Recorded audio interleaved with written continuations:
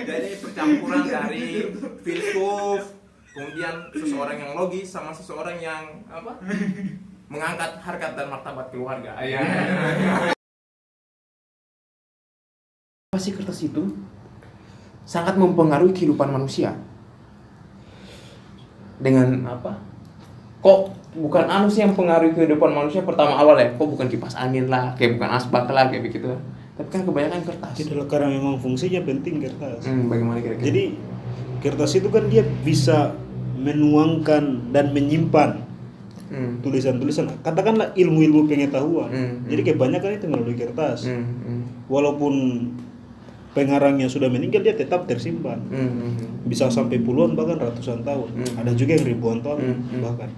Jadi memang fungsinya itu sangat penting untuk peradabannya manusia modern. Kalau tanpa kertas saya pikir kita akan sangat sedikit tahu sejarah-sejarah di masa lampau.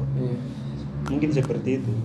Kalau kau saudara Ilham? Kalau saya menurutku kertas ini diangkat sebagai sangat penting pada saat itu karena melalui kertas surat menyurat itu menyampaikan kabar dari kerajaan-kerajaan lain seperti dari Cina ke Mesir atau dari Cina ke Romawi itu melalui surat menyurat, yaitu ditulis di atas kertas. Makanya di situ sangat penting dan berpengaruh pada saat ini juga.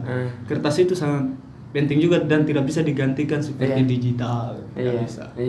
Tidak mungkin kita tulis skripsi di HP. Di Word sekarang tuh, di Word bisa download. Iya, tapi kan ujung-ujungnya kan udahnya di kertas juga. Oh gitu kan. Jadi memang rumusannya, basis-basisnya mungkin. Jadi kalau Anda bagaimana? Jangan hanya tanya kita. Anda juga bagaimana? Jadi ya pengaruh terhadap kertas adalah bagi saya melihat dengan pengalaman saya pribadi ya. Saya mungkin tidak terlalu ada beberapa hal yang saya tulis sifatnya rahasia, itu memang sangat baik kita simpan di kertas secara pribadi ya. Kita tulis di atas kertas. Karena semisal kalau kita tulis di atas teknologi ya, baik handphone ataupun Word, itu barangkali mungkin suatu saat akan bisa terhapus.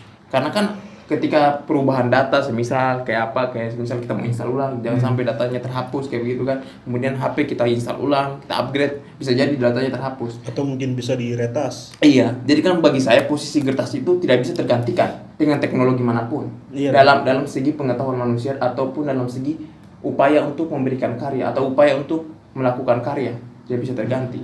Karena memang kan kertas ini kan dia sifatnya kalau kita cek yang bahwa dia, contoh kita lihat buku misal 100 tahun lah, sampai sekarang kan kita masih bisa mengerti meskipun ejaannya sudah berbeda. Misalnya kita tentang Indonesia lah, kita baca buku-buku zaman kemerdekaan, ejaannya kan masih ejaan lama, tapi kan dengan kertas kita masih bisa mengerti. Kita belajar tentang ejaan lama yang dibaca yang tulisannya jang kayak gitu kan. Perjuangan yang kalau untuk memberikan kata U digabung antara O sama E. Soe. Kayak begitu sih kalau umpamanya kertas. Tapi kan sebenarnya di era-era sekarang coba kita membalikan bahwa bagaimana sih orang menganggap kertas di era sekarang. Karena kan kita lihat itu kertas banyak di luak-luak itu, di kilo-kilo, koran. Ya itu kan karena mungkin orang-orang sudah pikir itu tidak bermanfaat lagi untuk mereka, ya Diuangkan saja. Tapi padahal kan itu sebenarnya kalau memang dia orang paham tentang fungsinya, kertas itu bisa dia orang simpan. Katakanlah seperti koran itu, apalagi dia itu walaupun sudah lewat beberapa hari, beberapa tahun, puluhan tahun, ratusan tahun. Terus. Saya lupa ini pokoknya. Dia itu tetap kalau kita simpan dengan baik itu akan bermanfaat untuk generasi selanjutnya.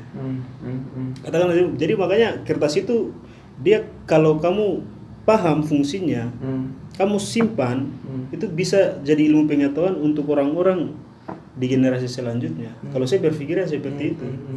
Karena memang sangat penting sekali kertas. Iya, dalam bentuk pengarsipan kan, untuk pengarsipan. Bahkan kertas juga ada pula di banyak negara-negara, walaupun negara maju sekalipun kan, mereka punya dokumen-dokumen rahasia itu kan dituliskan di kertas, bukan di Iya. di digital seperti Iya. sekarang karena memang dokumen rahasia itu dia Rawan. bentuknya di kertas. Iya, kalau digital Karena rawan memang diretas. Rawan retasnya. Iya, dengan kode Jadi IP sangat itu. sangat penting fungsi Tapi kertas. yang perlu saya tanyakan sejarah, kita sudah tahu sejarah kertas ini. Paling Sudah tidak ya, yang sudah sekecilnya. kita- Sekecilnya kita seperti sudah itu. kita sudah sedikit bahas banyak, juga nah, sedikit banyak kan. sedikit banyak juga kita bahas tadi sejarah kertas, tapi kita belum membahas ini kertas ini terbuat dari apa. Oh iya. Itu yang kita lupakan. Kalau umpamanya dalam produksi besar ya kertas itu dari kayu. Kayu apa ini? Kayu kalau katanya di dalam beberapa artikel yang saya baca, kalau bukan kayu cemara, lalu lupa satunya kayu apa? Kayu cendana. Kau paham lah tuh? Kalau bukan kayu cemara, saya lupa satu apa. Pokoknya dari kayu. Kayu Kemudian cemara. kayu itu diambil seratnya, kemudian di apalagi dipadatkan. Kalau era modern sekarang kan sampai dulu kan kertasnya dulu kan masih tebal-tebal. Mesti tebal Nah, baru sekarang kasar tipis, dia kasar. permukaannya. Nah, sekarang kan tipis. Nah, fungsinya Tipis juga baru itu halus. dan fungsinya juga itu supaya bisa ini tahan lama. Hmm. Nah, terhadap beberapa kan kertas, contohnya kita lihat kertas lah, kan beberapa kita sering lihat kertas meskipun dia basah, ketika dia kering masih bisa bertahan lama meskipun dalam kondisi materialnya bentuknya yang mengambang, tapi kan masih bisa bertahan lama. Meskipun kecuali umpamanya setelah dibasahkan air kemudian dirobe-robe, nah itu hancur. Itu lenjo ceritanya itu. Itu bisa diolah kembali lagi. Tapi kan kita bisa bicara tentang produksi kertas kan memang dari kayu. Tapi kan esensinya kan kita bukan dari material apa yang membentuk dia. Tapi sejarahnya. Tapi pengaruh kertas terhadap kehidupan manusia yang kita lebih tekankan lah. Nah, makanya karena soalnya banyak loh, sementara kita ngomong kayak begini, uang saja kan dari kertas. Uang. Kalau itu Kertas kan semua. dari kapitalisme. Meskipun kan benda-bendanya adalah kertas. Itu kan hanya diakali saja. Ya, dia kali saja dengan beragam ukurannya dan kemudian level pembuatannya ya. Level pembuatannya dengan nolnya ada banyak. Ada berapa kan? 3 juta. Tapi kenapa tidak ada uang yang selembaran 1 juta ya? Iya, harus Harus ada dipikir lipatannya itu. ya. Harus dipikir itu, harus dipikir. Setidaknya biar tidak tebal-tebal dompet lah. Iyalah. Kalau bawa uang 1 juta, kalau 100 10 juga kan tebal aja dompet. Coba kita bayangkan. Jadi bisa ditahu sama copet. Ayo. Tebal dompetnya ini. Nah, diambil. Tapi Iya. kalau ada pecahan 1 juta, 1 lembar, tipis. Tidak usah. Padahal Miskin. Padahal nih, tebal ini isinya banyak. Berarti kan apa? Berarti Kualitas itu tidak menentukan kuantitas. Iya. Bukan main. bukan Bukan main. bukan main. Bukan main. Ya, itu kita kembali lagi kan. Masalahnya Nah, ada apa ini? Menurut saya karena kita harus pahami juga sih, karena kan tanpa kertas tidak mungkin orang akan jadi dokter. Betul, makanya Tanpa kertas tidak mungkin orang jadi tentara. makanya kertas itu wadahnya ilmu pengetahuan. Iya. Tempatnya ilmu pengetahuan. Bahkan ijazah pun kan kertas. Iya. Tanpa kertas pun kita tidak tahu menulis. Iya. Karena kita belajar menulis itu di atas kertas. Oh, tidak juga. Ada juga dulu. Di atas Dia tangan. menulis. Di papan tulis. Di Di Ada tembok. juga dulu zaman-zaman dulu orang nulis di atas batu. Batu. Prasasti itu kan. Iya. Tapi pada Kayak saat gua lihat Tabori tuh. Iya Tapi lah. pada saat zaman modern ini, Oh tidak, tadi kok tidak balas di zaman modern. Zaman modern. iya maksudnya, ya Nah, saya bisa jadi kalau umpamanya mungkin dia lagi sedang berekspedisi mungkin. Nah. Di gunung Nah. atau di mana lah. Di dalam alam liar kan. Pasti kan dia harus beri tanda untuk supaya dia tidak tersesat. Betul. Navigasi kan. Bisa jadi, tapi kan pemakaiannya tidak umum. Itu untuk apa? Situasi-situasi tertentu. Mungkin karena ini mungkin jiwa penjelajahnya tinggi, makanya dia berpikir ke sana toh. Jiwa penjelajahnya tinggi. menjelajah Ini kan sering menjelajah hutan di belakang rumah. Menjelajah hutan, melewati lembah, apalagi Lewati gunung, Lewati lembah, lembah. bukit, dan lain-lain. Ninja Hattori. Ninja Hattori kok ini. Ninja Hattori kan ini pokoknya ini jelmaannya Ninja Hattori kan. Lanjut. Itu yang penting sih, kenapa sih kertas bisa mempengaruhi kehidupan manusia. Seperti kita lihat tadi bahwa tidak mungkin ada profesi dokter yang begitu mulia, semisal, atau profesi pengacara yang begitu mulia tanpa keterlibatan kertas dalam kehidupannya. Jelas. Paling tidak membaca informasi pengetahuan tentang anatomi untuk dokter semisal, atau tidak pengacara untuk undang-undang, pasti kan melalui kertas medianya. Nah, makanya kan sekarang orang banyak melupakan itu. Kenapa sih? Maksudnya kita harus berpikir bahwa ada letak kemuliaan yang kita tempatkan kepada kertas. Nah, semisalnya mungkin adalah beberapa mungkin sejarah kehidupannya kita ya. Kita tulis misalnya kayak begitu di atas kertas kan, sehingga itu kan artinya kalau kita ingin memanggil lagi memori yang sudah terpisah-pisah, tinggal buka lagi tuh di kertas. Nah, maksudnya kan seolah-olah sekarang kan kertas ini tidak dianggap kan, sekarang sudah serba digital. Tidak, perlu ditahu dulu, kertas itu hanya berupa lembaran. Kalau sudah disampul menjadi banyak, itu berarti hanya buku. Maksudnya kan artinya kan memang jadi berarti yang kita buka nanti buku, bukan penyediaan, artinya penamaan lainnya ya. Tapi kan memang media dasar tetap kertas. Contohnya artinya kenapa kita harus memprotes juga begini, maksudku adalah kenapa orang-orang sekarang bergantung sama teknologi. Sangat bergantung. Apa-apa kan tulis di HP. Tidak lah, masalahnya apa? Kita juga manusia sudah instingnya kita sih, maksudnya tetap beradaptasi dengan lingkungan zaman.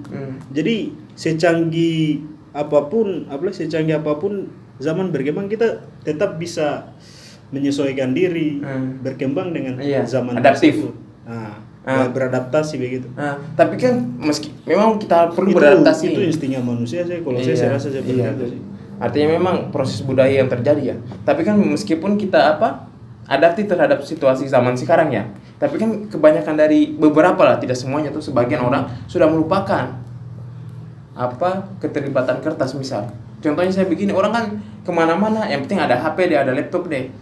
Sementara kan atau lupa makna kertas ini apa? Ayo, jangan sampai tiba-tiba dalam perjalanan dia belum sempat buka HP-nya, dia belum sempat buka laptopnya semisal. Ada ide yang muncul di kepalanya, yang timbul tuh, bisa betul dia bisa tulis di kertas. Tapi kan beberapa orang kan tidak. Kalau saya begini lihatnya, orang biasa-biasa saja itu pasti larinya ke teknologi.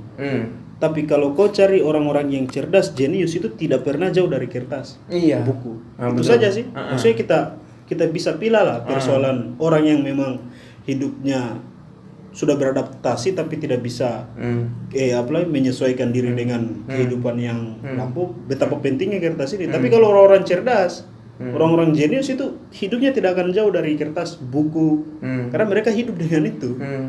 Ada esensi sendiri, estetika jelas, ya. Iya, betul. Karena saya rasa bahwa apapun ya karya yang dimulai dengan dengan teknologi. Misalkan sekarang kan ada yang menggambar digital, tapi kayak kurang nilai estetikanya saya lihat. Beda sama lukisan. Yang kita lihat dengan itu di kanvas, kayak ada sentuhan estetika yang berbeda kan. Maknanya lebih lebih menyentuh di dalam perasaannya kita. Kita lebih dapat ketimbang ketika kita menciptakan itu dalam kanvas.